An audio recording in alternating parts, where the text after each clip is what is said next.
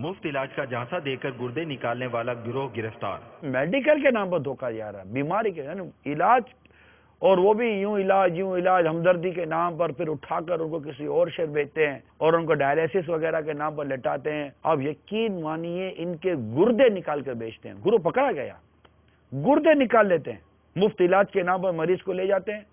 और वहां से अब मेरे पास रिपोर्ट है 7 अफराद को अभी तो निकाला गया कि जिनको अभी लाइन में खड़ा किया गया था कि तुम्हारा इलाज से तुम्हारे गुर्दे निकल, उनको तो नहीं पता था मरीजों को कि गुर्दे निकलेंगे। उनको तो ये कि ये कोई अच्छे लोग लगते हैं, मुफ्त इलाज करते हैं, गुर्दे निकाल लेते हैं। 30 शहरियों के गुर्दे निकाल कर ये फरोख्त करने का इंकशाफ कर चुके हैं। अस्सलाम वालेकुम। वालेकुम अस्सलाम व रहमतुल्लाहि व बरकातुहू।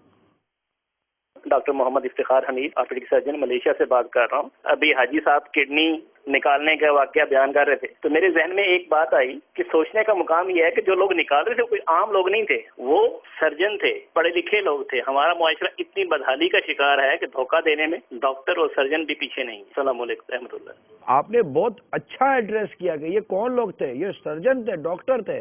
लालच जिसको आ जाती है उसके सिंग थोड़ी निकल आते हैं, लालच आ गए तो उसके सिंग निकल गए। लालच इंसान को कहाँ के कहाँ ले जाती है।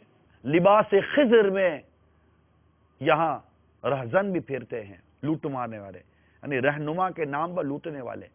अगर जीने की ख्वाहिश है कुछ पहचान पैदा कर।